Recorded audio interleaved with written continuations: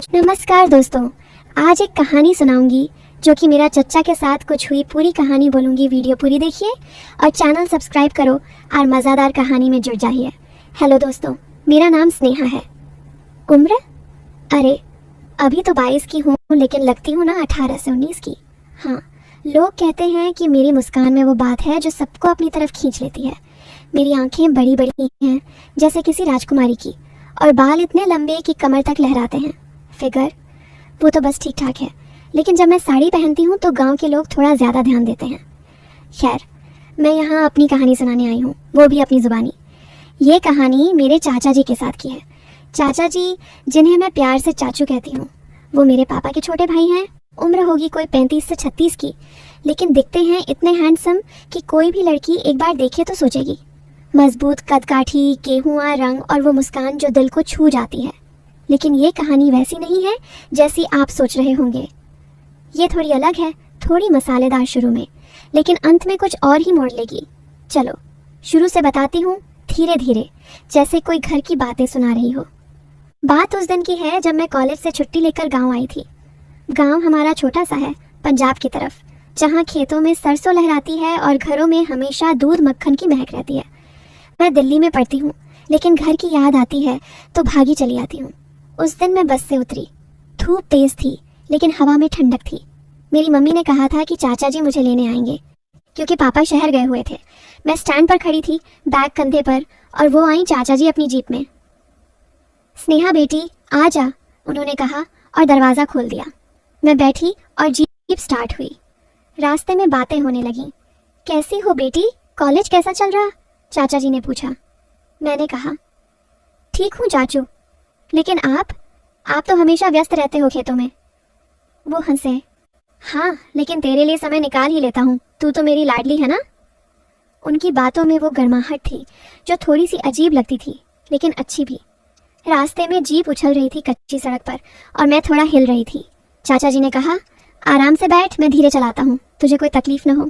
उनकी आंखों में वो देखभाल थी, लेकिन शायद कुछ और भी, जो मुझे लगा कि वो मेरी तरफ ज़्यादा ध्यान दे रहे हैं। घर पहुंचे तो मम्मी ने गले लगाया। आ गई मेरी गुड़िया, उन्होंने कहा। शाम हुई, सब बैठे बातें करने। चाचा जी भी थे, क्योंकि उनका घर पास ही है। हमारा घर बड़ा है, 2 मंजिला, ऊपर मेरा कमरा।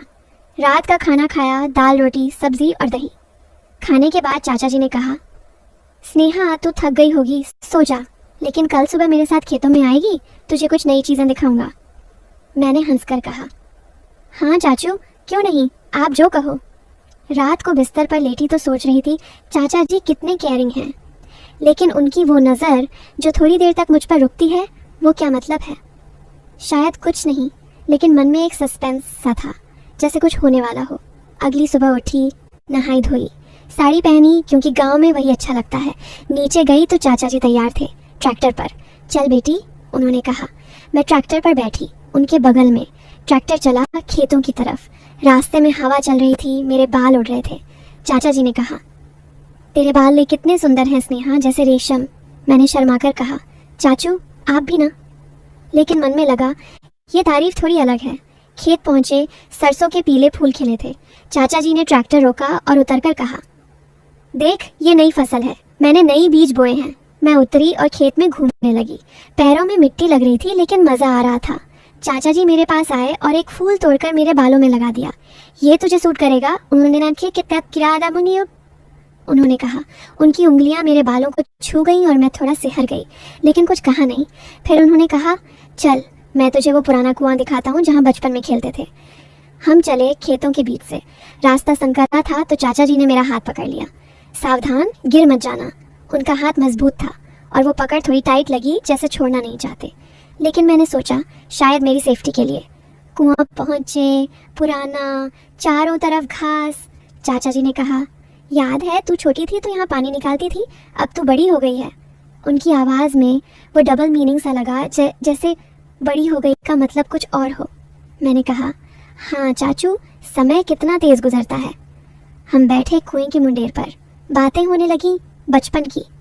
चाचा जी ने बताया, जब तू छोटी थी मैं तुझे गोद में उठाता था, अब तो तू इतनी खूबसूरत हो गई कि वो रुक गए। मैंने पूछा कि क्या चाचू। वो हंसे कि अब गोद में नहीं उठा सकता, लेकिन दिल में तो हमेशा रखता हूँ। मन में फिर वही सस्पेंस, जैसे बात आगे बढ़ेगी। लेकिन तभी दूर से किसी ने आवाज़ दी। मजदूर थे। चाचा जी उठे, चल काम देखते हैं।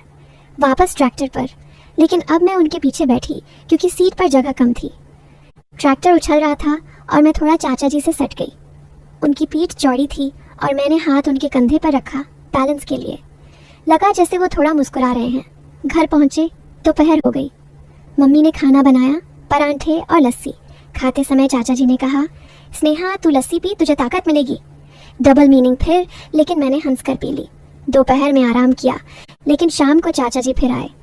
स्नेहा, आज रात मैं तेरे साथ बातें करूं, तेरे कॉलेज की कहानियां सुनूं। मैंने हाँ कहा। रात हुई, सब सो गए। मैं ऊपर कमरे में थी। चाचा जी आए, दरवाज़ा खुला रखा।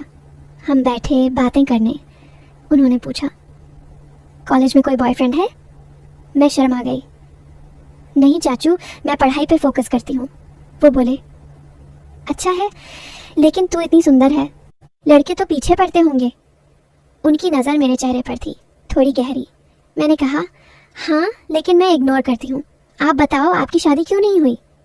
चाचा जी उदास हो गए। बेटी, तेरी चाची जी तो गुजर गई थी, अब दिल नहीं लगता, लेकिन तू है ना, मेरी ज़िंदगी में रौनक है। उनकी बातों में वो क्लोजनेस थी जो थोड़ी एक्साइटिंग लग रही थी। रात गहराई, लेकिन हम बातें करते रहे। चाचा जी ने कहा, तेरी आवाज़ कितनी मीठी है, जैसे शहद। मैंने सोचा, ये तारीफ़ें क्यों, लेकिन कुछ हुआ नहीं, बस बातें। अगले दिन सुबह मैं किचन में थी, चाय बना रही। चाचा जी आए। स्नेहा, मुझे भी एक कप दे। मैंने दिया, लेकिन कप देते समय उनकी उंगलियां मेरी उंगलियों को छू गईं। वो मुस्कुराए। तेरे हाथ कितने नरम हैं। मैंने कहा, चाचू आप भी ना मजाक करते हो, लेकिन मन में लगा ये मजाक है या कुछ और। दिन भर ऐसे ही छोटी छोटी बातें। शाम को चाचा जी ने कहा, चल मैं तुझे गांव के नदी किनारे ले चलूं, वहां सूरज डूबना देखेंगे। हम गए पैदल। रास्ते में फसलें और चाचा जी मेरे बगल में। स्नेहा, तू चलती है तो लगता है कोई परी चल रही हो। डबल मीनिंग फिर, लेकिन अच्छा लगा। नदी पहुंचे, पानी बह रहा था। हम बैठे किनारे पर, पत्थर पर।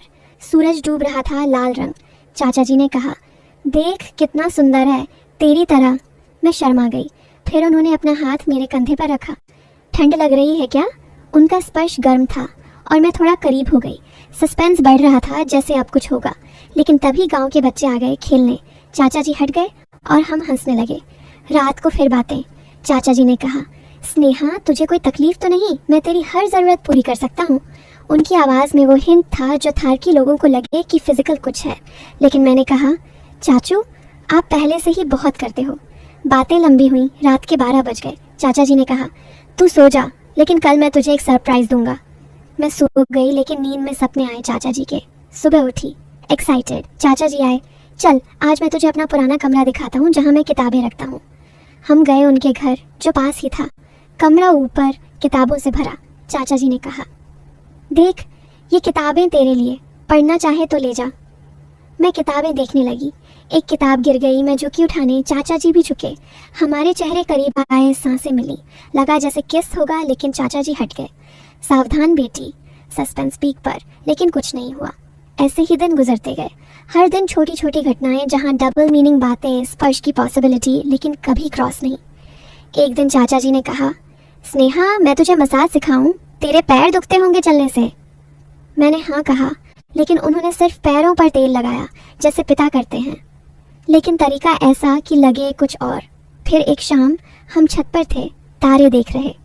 चाचा जी ने कहा, तू मेरे लिए चांद जैसी है जो रात को चमकती है। उनकी आंखों में वो चाहत, लेकिन शब्दों में प्यार। मैंने पूछा, चाचू आप मुझसे इतना प्यार क्यों करते हो? वो बोले, क्योंकि तू मेरी बेटी जैसी है। लेकिन और भी कुछ। सस्पेंस जारी। करीब 10 दिन ऐसे बीते। हर दिन स्टोरी आगे बढ़ती, कंटिन्यूअस। सुबह खेत, दोपहर बातें, शाम घूमना, रात गपशप। डबल मीनिंग बढ़ते गए, जैसे तेरा बदन कितना मुलायम है, लेकिन कॉन्टेक्स्ट में कपड़ों की बात। थारकी लोग सोचते रहे कि अब होगा, लेकिन असल में चाचा जी की केयर थी, प्यार था। फिर एक दिन चाचा जी ने कहा, स्नेहा आज मैं तुझे सच बताता हूँ, हो गई।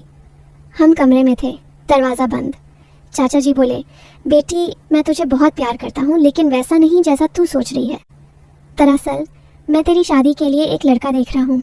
वो मेरा दोस्त का बेटा है, अच्छा है, लेकिन मैं तुझे टेस्ट कर रहा था, देख रहा था कि तू कितनी समझदार है। तूने कभी लाइन क्रॉस नहीं की और फिर स्टोरी कन्वर्ट हो गई। वो लड़का आया, नाम राहुल, अच्छा था, हमारी बात हुई। चाचा जी ने सब अरेंज किया। अंत में मेरी शादी हो गई राहुल से।